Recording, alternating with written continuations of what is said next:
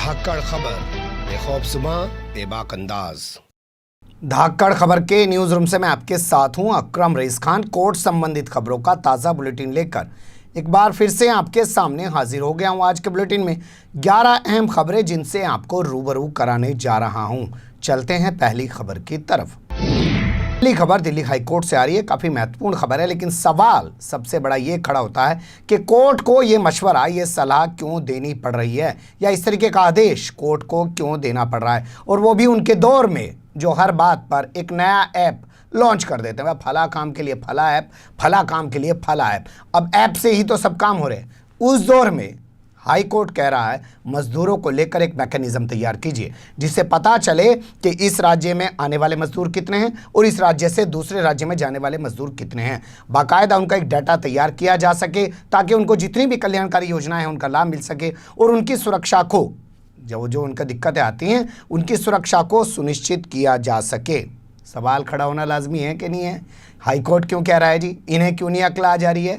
जो ज़रा सा मिस कॉल मार के सदस्य बनाते हैं, ज़रा सा मिस कॉल मार के देशभक्ति दिखाने की बात करते हैं, तमाम चीज़ों की बात करते हैं, वो मज़दूरों के लिए कुछ नहीं सोच पाए हैं।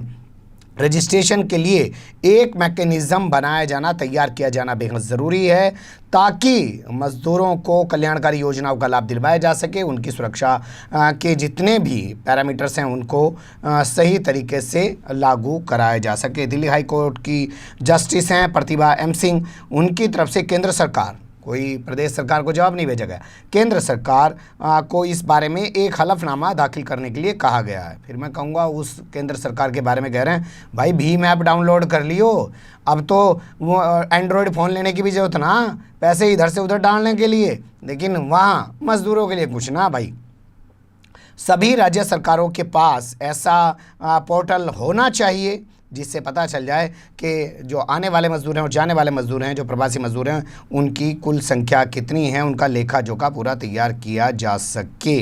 दिल्ली सरकार से भी इस मामले में कहा गया है और 22 जुलाई को केंद्र और दिल्ली सरकार के जो अधिकारी हैं उनसे कहा है कि वो सुनवाई के दौरान मौजूद रहें। आपको पता है आजकल तमाम सुनवाई जो है वो ऑनलाइन ही चल रही है, वर्चुअली चल रही है, लेकिन कहा है कि वो दोनों रहें।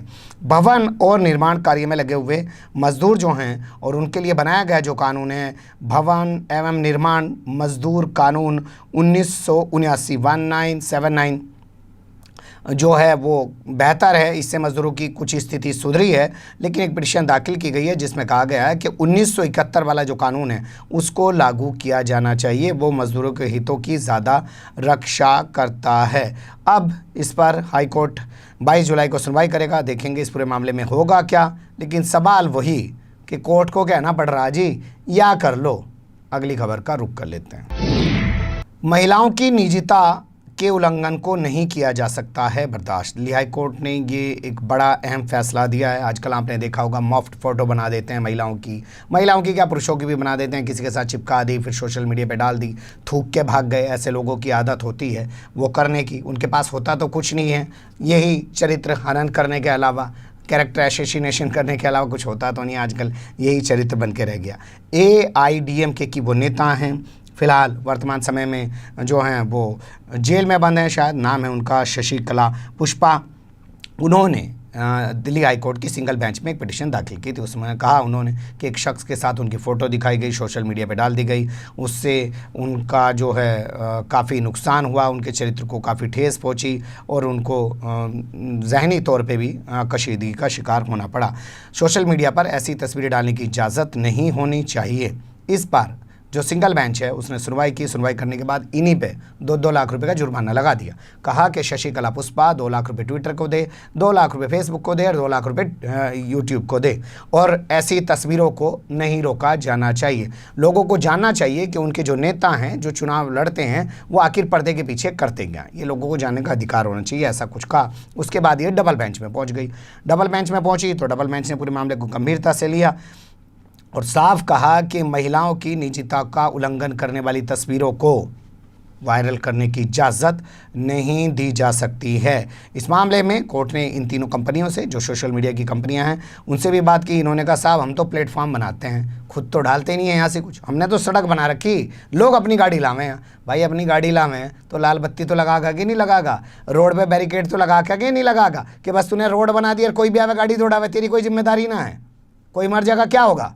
यह अजीब सी दलील है इनकी। तो इस मामले में कोर्ट के सामने ये दलील दी गई है, लेकिन कोर्ट इस दलील से अभी सहमत नज़र नहीं आता है। इस मामले में अगली सुनवाई की तारीख तय कर दी गई है और उसके बाद कोर्ट इसमें काफ़ी महत्वपूर्ण कोई फैसला सुना सकता है, जो शायद एक नज़ीर बन जाए और जो ऐसे लोग हैं जो ऐसी बदतमीज़ियाँ करते हैं उन पर कोई अंकुश लगाया जा सके। और वो सुनवाई जल्द ही 8 जुलाई को होगी, हमारी नज़र में आएगा तो हम भी आपके सामने लाने की कोशिश करेंगे। अब बात कर लेते हैं रामदेव की, जिन्होंने आज प्रेस कॉन्फ्रेंस करके खुद को स्वामी रामदेव कहा, लेकिन फिर भी भोंपू मीडिया के दलाल, चाटुकार और दंगाई बन चुके पत्रकार उनको बाबा रामदेव कहकर संबोधित करते हैं। जबकि हमारा कहना है भैया धंधेबाज आदमी को लाला कहो, चाहे वो किसी भी धर्म किसी भी जाति का हो, धंधा कर रहा है जी, ला दे नहीं रहा, ला बस सबसे ले रहा है। अब लेके पता नहीं कहाँ जाएंगे, इतना पैसा कमा के कहाँ ले जाएंगे।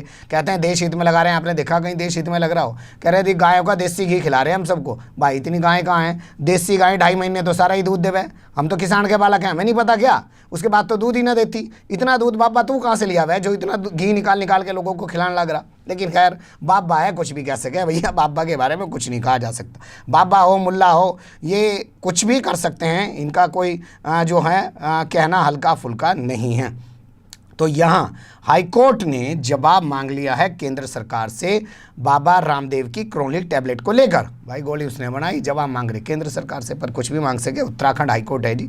उत्तराखंड हाईकोर्ट के जो चीफ जस्टिस हैं रमेश रंगनाथन और जस्टिस जो हैं दूसरे, उनका नाम है RC खुलसे, इन दोनों की बेंच ने नोटिस जारी करके केंद्र सरकार से जवाब दाखिल करने को कहा है। एक शख्स हैं जिनका नाम है मणि कुमार, एडवोकेट हैं, वो उधमपुर नगर के रहने वाले हैं। उनका कहना है कि बाबा रामदेव ने क्रोनिल टैबलेट लॉन्च कर दी।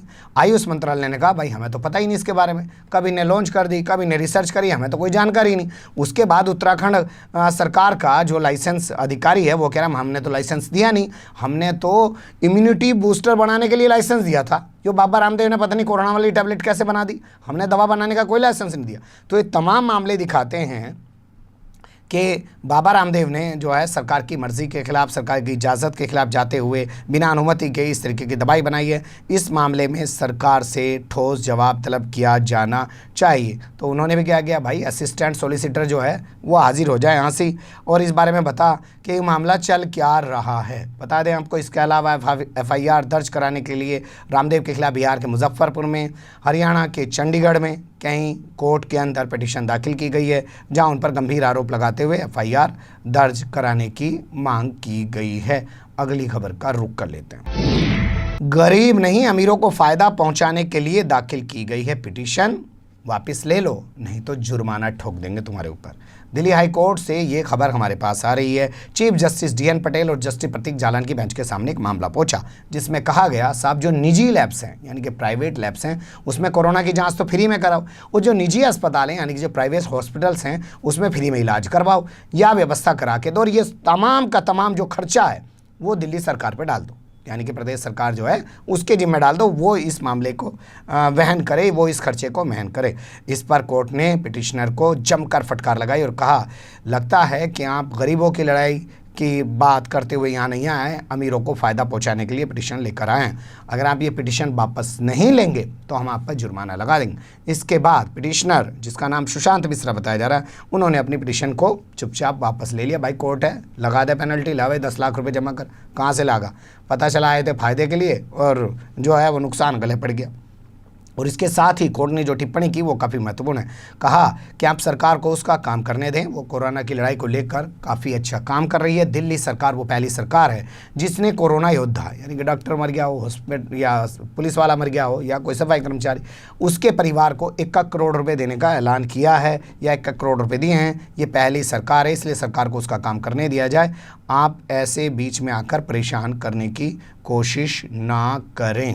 अगली खबर का रुख कर लेते हैं। अर्णब गोस्वामी आ गया जी। बॉम्बे हाई कोर्ट ने बड़ी राहत दे दी। उसके खिलाफ जो 2 एफआईआर दर्ज थी, कोर्ट ने उन एफआईआर पे स्टे कर दिया। उसके खिलाफ कोई कार्रवाई ना होगी, अब ना कोई जांच होगी जब तक कि अदालत कोई अगला आदेश ना जारी कर दे। बता दें आपको, पालघर में हुई साधु की हत्या के मामले में या मुंबई के बांद्रा रेलवे स्टेशन के बाहर जुटी भीड़ को लेकर अर्णब गोस्वामी के खिलाफ 2 एफआईआर दर्ज कराई गई थी, जिसमें आरोप लगाया गया था कि अर्णब गोस्वामी ने, जो प्रधान संपादक यानी कि एडिटर इन चीफ है रिपब्लिक भारत का, पूछता है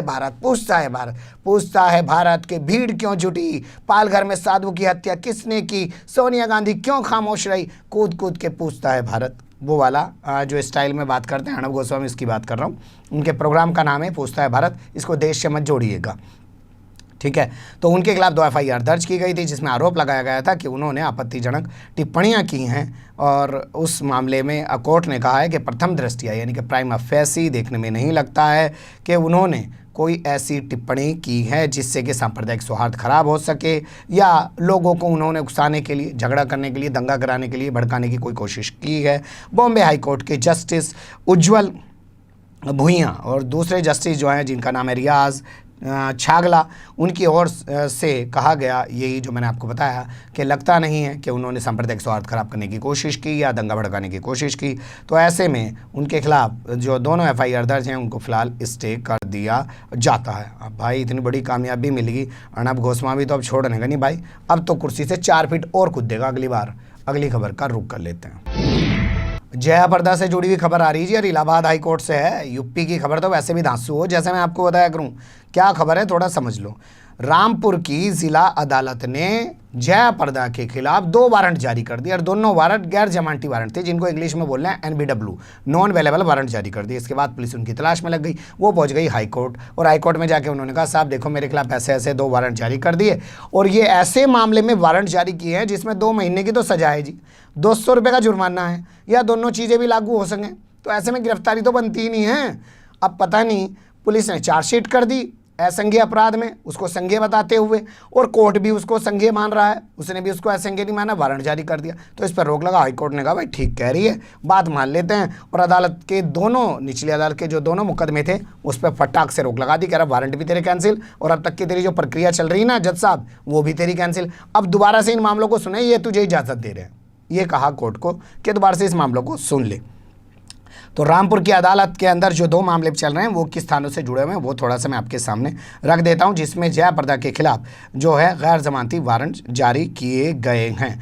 बता दें आपको जया प्रदा का थोड़ा इतिहास। जया प्रदा समाजवादी पार्टी की पूर्व सांसद हैं और 2019 में वो भारतीय जनता पार्टी के प्रत्याशी के तौर पर लड़ी थी और वो जो हैं आजम खान से हार गई थी। बस उन्हें हराने का खामियाजा आजम खान को ऐसा भुगतना पड़ रहा है कि 100 के करीब मुकदमे दर्ज होगी साल भर के भीतर।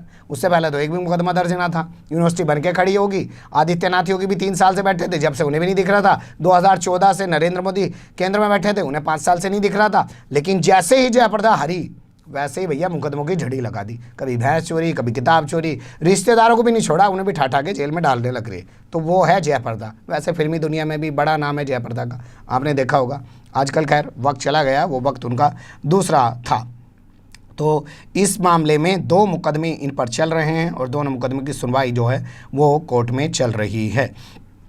जस्टिस ओम प्रकाश जिन्होंने इनको बड़ी राहत दी है, जो इलाहाबाद हाई कोर्ट के जज हैं। बता दें कि जया प्रदा के खिलाफ थाना सवार और दूसरा थाना पड़ता है केमारी में 2 मुकदमे दर्ज हैं। लाल बत्ती का इस्तेमाल करने के आरोप में इनके खिलाफ ये मुकदमे दर्ज हैं और जैसा बताया गया कि ये असंज्ञेय अपराध है। असंज्ञेय अपराध में इस तरीके से वारंट जारी नहीं किया जा सकता, संज्ञेय अपराध में किया जा सकता है।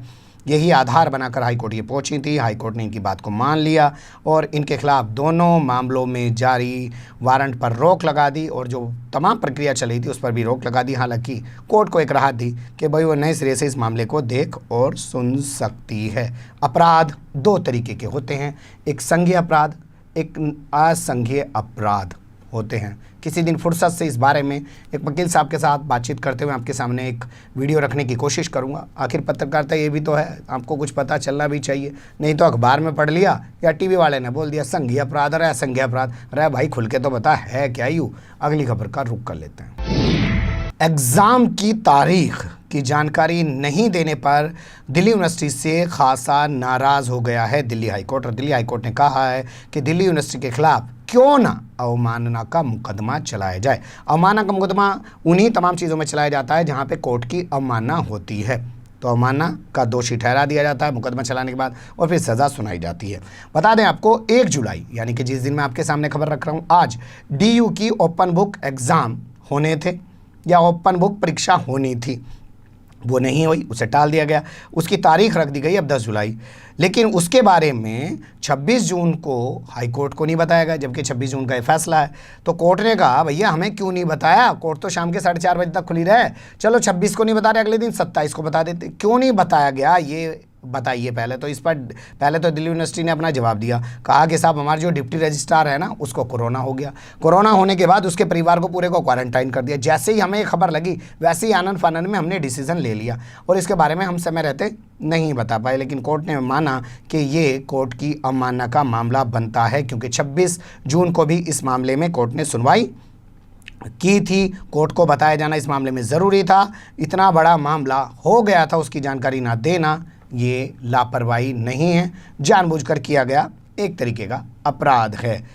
बता दें आपको, जो दिव्यांग छात्र हैं वो पहुंचे हुए हैं हाई कोर्ट और उन्होंने मांग की है कि जब तक सबकी पढ़ाई बराबर पूरी ना हो जा और जब तक सबके पास कंप्यूटर इंटरनेट की पूरी व्यवस्था ना हो जा तब तक ये ओपन बुक एग्ज़ाम ना कराया जाए। उस पर कोर्ट सुनवाई कर रहा है। इस मामले में अब अगली सुनवाई की तारीख जो है 6 जुलाई तय कर दी गई है। देखेंगे उस दिन इस कोर्ट इस मामले में क्या करेगा, क्योंकि उसने नोटिस जारी करके दिल्ली यूनिवर्सिटी से ही पूछा है कि क्यों ना उसके खिलाफ अवमानना की कार्रवाई की जाए। अब बात कर लेते हैं साहब जमातियों की, जमातियों में भी खासकर विदेशी जमातियों की। भारत के जमातियों की तो कोई बात ही नहीं कर रहा, वो तो क्वारंटाइन से छूट छाट के अपने घर चले गए। अब तो विदेशी यहाँ फंसे पड़े, दिल्ली के अंदर 965 के करीब हैं जिन्हें क्वारंटाइन किया गया है 9 जगह पर। उनसे जुड़ी हुई खबर रखूं, लेकिन मुझे लग रहा है उससे पहले आपको कुछ चीज़ समझ लेनी चाहिए, देख लेनी चाहिए। मैं कहता हूं ना जी, आज़ादी की लड़ाई लड़ रहा था देश, उस वक्त भी टाटा बिरला धंधा कर रहे थे। तो धंधेबाज जो आदमी होता है ना, कोरोना महामारी में भी लोग धंधा करे, बाबा रामदेव लिया है ना कोरोनिल टैबलेट, बैग के करोड़ों कमाओगा जी अपना, सब अपना धंधा कर रहे हैं। आज तक आपने टीवी पे कभी सैनिटाइज़र का ऐड देखा था? मैंने तो देखा ना जी बचपन से, आपने कभी देखा हो तो बताइए। लेकिन अब सैनिटाइज़र भी आ गया और दो तरह के सैनिटाइज़र आ गए। ये वाला सैनिटाइज़र जो है वो आपके हाथ को ड्राई करता है, दूसरे वाला जो है वो आपके हाथ को ड्राई नहीं करता। तमाम तरीके के आगे ये चल रहा है। खैर कोई बात नहीं, तो धंधेबाज लोग जो होते हैं वो धंधा करते हैं। तो जैसे ही तबलीगी जमात का मामला आया वैसे ही कई सारे चेहरे उभर के आ गए, जैसे एडवोकेट शाहिद अली आ गए, उन्होंने खूब मीडिया में जा के डिबेट किया और अपने आप को खूब चमकाया। अब पता नहीं कहाँ गया है, छोड़ के भाग्य बेचारों को, पता नहीं क्या, जानकारी नहीं दे रहे। और ये विदेशी ऐसा लग रहा जमाती जैसे खुद ही अपनी लड़ाई लड़ रहे हो। इसके अलावा कई सारे स्पोक पर्सन पैदा हो गए जो जाके टीवी चैनलों में गालियाँ तो खा रहे थे, लेकिन अपना चेहरा तो बना लिया, अपनी एक इमेज तो बना ली। नाम पता होगा ना आपको उनका, बहुत सारे जाके अमीश देवगन से भी गाली खा रहे थे। अमीश देवगन कहता रहे बैठ तो जा, सो ही रहा क्या बोलो जिन्हें। तो वो जो हैं अब कहीं जो है अपना नाम बना चुके हैं, लेकिन उन्हें इन जमातियों की दिक्कतों से कोई मतलब नहीं है। घरों पे इनके जो विदेशों में लोग बैठे हैं वो ज़रूर परेशान होंगे अपने लोगों को लेके। अब बात कर लेते हैं खबर की। दिल्ली हाई कोर्ट ने 65 विदेशी जमातियों को इस क्वारंटाइन सेंटर से दूसरे क्वारंटाइन सेंटर में शिफ्ट करने का आदेश यानी कि इजाज़त जारी कर दी है, क्योंकि केंद्र सरकार से पहले जवाब मांगा गया था, प्रदेश सरकार से जवाब मांगा गया था। दोनों आए कहने लगे जी हमें तो कोई दिक्कत है ना, अगर आप इन्हें किसी दूसरे सेंटर में शिफ्ट करना चाहते हो तो कर दो। 965 विदेशी जमातियों को दिल्ली के 9 अलग अलग क्वारंटाइन सेंटर में रखा गया है। सिर्फ 65 विदेशी जमाती जो हैं उन्होंने कहा था कि जी जहाँ हमें रखा गया यहाँ पे हम कंफर्ट महसूस नहीं कर रहे हैं, मतलब असहज महसूस कर रहे हैं। तो जस्टिस बिपिन सांघी और जस्टिस रजनी भटनागर की बेंच के सामने मामला पहुंचा। उन्होंने सुनवाई करी और सुनवाई करने के बाद उन्होंने तय किया कि जो मिराज इंटरनेशनल पब्लिक स्कूल हैं वहाँ से निकाल कर 65 जो विदेशी जमाती हैं उनको मौजपुर के दूसरे स्कूल में शिफ्ट कर दिया जाए। दूसरे स्कूल का नाम भी मेरे पास है, टेक्शन पब्लिक स्कूल, उसमें शिफ्ट कर दिया जाए, क्योंकि इन्होंने जमातियों ने उस स्कूल का नाम पहले ही दिया था। तो ये एक अपडेट है। लग रहा है विदेशी जमाती अपनी लड़ाई खुद ही लड़ गए रह गए हैं और सब जो लोग आए थे वो चेहरा चमका के मौके का फ़ायदा उठा के निकल लिए हैं कहीं। काफ़ी महत्वपूर्ण खबर है, दिल्ली हाई कोर्ट से आ रही है, आपको इस पर ध्यान देना चाहिए, नोट करके रखना चाहिए। ज़मानत मांगने वालों को दी जाए पुलिस व जेल की रिपोर्ट। जब भी कोई आदमी ज़मानत मांगता है तो अदालत उस पर एक जवाब मांग लेती है पुलिस से, जेल से, अच्छा भाई भेजो क्या है इसकी स्थिति। तो अदालत ने कहा है जो वो रिपोर्ट आती है वो आपको आरोपी को देनी पड़ेगी, ताकि आरोपी अपने बचाव की तैयारी कर सके और अपने कारणों को समझ सके कि उसको ज़मानत आखिर क्यों नहीं दी जा रही है। ये अधिकार है उसका, और ये न्याय जो है तभी दिलाया जा सकता है जब ये तमाम चीज़ें होगी। हो सकता है कोई एक दो ऐसे मामले हो जिसमें ना दी जाए, तो उसके लिए हम नहीं कह रहे हैं, लेकिन ज़्यादातर मामलों में ऐसा दिया जाना चाहिए। ये एक बहुत बड़ी नज़ीर है, चीफ जस्टिस DN पटेल हैं और उनके साथ प्रतीक जालान हैं, उनकी बेंच ने ये कहा है। और साथ कहा है कि अगर आरोपी को कॉपी उपलब्ध नहीं कराई जाती है तो उसके पास जो है ये जानने का भी मौका नहीं होता कि किन कारणों से उसको जो है ज़मानत नहीं दी जा रही है, पुलिस क्या कह रही है, जेल प्रशासन उसके बारे में क्या रिपोर्ट भेज रहा है, इसलिए उसको ये दिया जाना ज़रूरी है। और साथ ही कहा जो अदालतें ज़मानत दे रही हैं उनको ये भी दर्ज करना होगा अपने ऑर्डर में कि क्या उनको जेल और पुलिस की कॉपियाँ मिली कि नहीं मिली। देखिए कितनी बड़ी बात कही है हाई कोर्ट ने कि क्या उनको जेल और पुलिस की कॉपियाँ मिली या नहीं मिली। जनता को न्याय देने के लिए ये एक बुनियादी ज़रूरत है। बहुत बड़ी टिप्पणी है, इसे संभाल के रख लीजिएगा, आपको बहुत काम आएगी। अगली खबर का रुख कर लेते हैं। सुप्रीम कोर्ट से की गई स्कूल की फीस माफ़ कराने की मांग। हरियाणा, पंजाब, नोट करते चलिएगा एक एक नाम। हरियाणा, पंजाब, राजस्थान, दिल्ली, ओडिशा, महाराष्ट्र, गुजरात और मध्य प्रदेश समेत 8 राज्यों के बहुत सारे अभिभावकों ने, अभिभावक यानी कि जिनके बच्चे पढ़ते हैं स्कूलों में, उनके अम्मी अब्बा, अभिभावकों ने एक साथ एक जॉइंट पेटिशन सुप्रीम कोर्ट में दाखिल की है, जिसमें मांग की है कि लॉकडाउन के चलते लोगों की आर्थिक स्थिति बहुत ख़राब है, इसलिए 3 महीने की फ़ीस माफ़ करवाई जाए। साथ ही ये भी आदेश जारी किया जाए कि फ़ीस जमा ना होने पर किसी भी बच्चे को स्कूल से ना निकाला जाए। देखते हैं कोर्ट इस पर क्या करता है। इससे पहले बहुत सारे ऐसे मामले कोर्ट पहुंचे हैं, हाई कोर्ट खासकर, और हाई कोर्ट्स ने क्या किया है, उन मामलों को कहा भाई हम तो नहीं कर सकते। जैसे इलाहाबाद हाई कोर्ट का मामला भी हाल फिलहाल में मैंने आपके सामने रखा था, उसने कहा कि पर्याप्त तथ्य ही नहीं रखे आपने, बस कह रहे हो जी स्कूल की फ़ीस माफ़ करा दे। लेकिन अब यहाँ देखना होगा कि सुप्रीम कोर्ट में जो 8 राज्यों के अभिभावक पहुँचे हैं वहाँ सुप्रीम कोर्ट क्या करता है। अगली खबर का रुख कर लेते हैं। टिकटॉक आ गया जी, टिकटॉक की बात कर लेते हैं। टिकटॉक जो है सुप्रीम कोर्ट जाने की तैयारी कर रहा है। आपको पता होना चाहिए केंद्र सरकार यानी कि मोदी सरकार ने टिकटॉक समेत 59 चीनी ऐप पर रोक लगा दी। अब यहाँ भी मेरी समझ में नहीं आती जी, अमेरिका का राष्ट्रपति जो डोनाल्ड ट्रंप है वो क्या है, आईटी सेक्टर में भारत का कोई सानी नहीं है। भारत के जो इंजीनियर हैं आईटी सेक्टर वाले, उनका कोई सानी नहीं है, उनकी कोई बराबरी नहीं कर सकता। तो भाई हमारे यहाँ ये चीन के टिकटॉक और पिकटॉक क्यों चल रहे थे, हमारे वालों ने क्यों नहीं कोई ऐप बना दिया चलो ढंग का, या इनकी सारी क्वालिटी अमेरिका में ही जाके दिखे है और यहाँ इनकी क्वालिटी को ऊपर हो जा। सोचना चाहे ना चाहे इस बारे में भी सोचिए इस बारे में।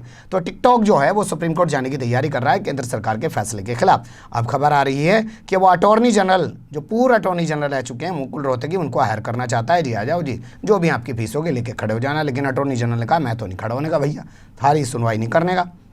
अब इससे कई सवाल खड़े हो जाते हैं। एक तो सवाल यही खड़ा हो जाता है कि क्या वो ऐसा करके वकालत के नियमों का उल्लंघन नहीं कर रहे हैं। देखिए जो आतंकवादी होता है ना उसको भी वकील दिया जाता है, जो बलात्कारी होता है ना उसको भी वकील दिया जाता है, जो मर्डर कर चुका होता है ना, चाहे 50 मर्डर कर दिए उसको भी वकील दिया जाता है। तो वकील का पेशा ये नहीं होता है कि वो कह दे मैं तो जी वकील ही नहीं, वकालत ही नहीं करूँगा उसकी। तो ये एक बड़ा सवाल होता है। लेकिन एक सवाल ये भी होता है इसके साथ, लग रहा होगा अटॉर्नी जनरल को डर भी है। भैया पूरा अटॉर्नी जनरल रह चुका हूँ, 2 मिनट में मैं कहूँगा जी मैं टिकटॉक का मुकदमा लड़ूंगा जी सुप्रीम कोर्ट में। 2 मिनट के अंदर वो जो IT सेल है पूरा जो बैठा हुआ पार्टियों का, वो मुझे आतंकवादी या देशद्रोही घोषित कर देगा या चीन का दलाल घोषित कर देगा। उसका भी एक डर है, उससे डर से बचने के लिए हो सकता है इन्होंने फैसला लिया हो। लेकिन इस फैसले के पीछे बताया जा रहा है कि मुकुल रोहतगी ने अपनी देशभक्ति जाहिर करने की कोशिश की है कि वो चीन के ऐसे ऐप की लड़ाई कोर्ट में नहीं लड़ेंगे और उस चीन के नहीं लड़ेंगे जिसने हमारे सैनिकों को शहीद किया है। अगली खबर का रुख कर लेते हैं। अडानी से जुड़ी हुई खबर आ रही है और काफ़ी महत्वपूर्ण खबर है और चीन से ताल्लुक़ रख रही है। अडानी ग्रुप्स का चीन की कंपनियों से किया गया समझौता रद्द किया जाए, ये मांग करते हुए सुप्रीम कोर्ट पहुंची हैं जम्मू कश्मीर की जानी मानी एडवोकेट सुप्रिया पंडित। ये इससे पहले भी पहुंची थी सुप्रीम कोर्ट ने, उन्होंने कहा था कि ये बताया जाए CBI से जांच करा के कि आखिर दिल्ली के निजामुद्दीन में स्थित तबलीगी जमात के मरकज़ में इतने लोग कैसे जुट गए और इसमें किस किस की लापरवाही रही है। लेकिन सरकार से जब जवाब मांगा गया तो सरकार ने कहा ना जी, हमारी तो दिल्ली पुलिस की क्राइम ब्रांच इस मामले की जांच कर रही, सीबीआई जांच कराने की ज़रूरत ना। जब उन्होंने कह दिया तो कोर्ट ने भी मान लिया उनका जवाब। उस मामले में पता नहीं है पूरा अपडेट वैसे है क्या, लेकिन अभी तक इतनी जानकारी दी तो बता दिया। तो वही एडवोकेट सुप्रिया पंडित फिर से सुप्रीम कोर्ट पहुंची हैं। सुप्रीम कोर्ट में उन्होंने पिटीशन दाखिल की है और पिटीशन दाखिल करके उन्होंने जिसको पार्टी बनाया है वो नाम थोड़ा ध्यान से सुन लो जी।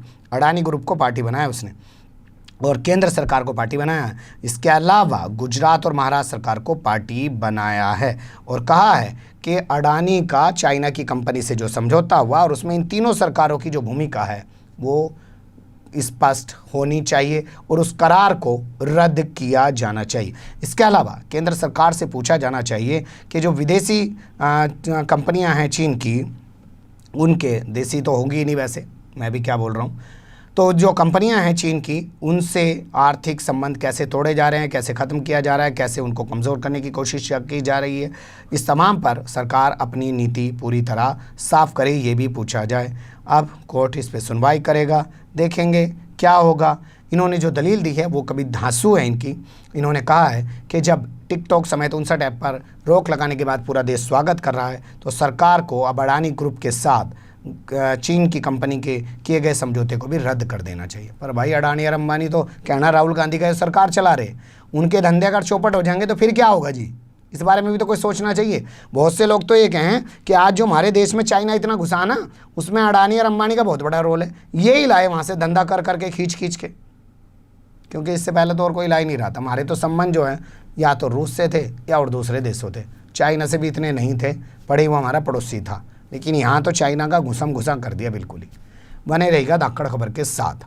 फिलहाल कमेंट्स के रूप में आप लोग अपनी राय दे सकते हैं, खबर को लाइक कर सकते हैं, चैनल को सब्सक्राइब कर सकते हैं और ज़्यादा से ज़्यादा हमारी खबरों को शेयर कर सकते हैं। फिर ऐसे ही किसी सुलगते हुए या उलझते मुद्दे लेकर मैं आपके सामने हूँगा हाजिर। फिलहाल अभी मुझे नहीं इजाज़त।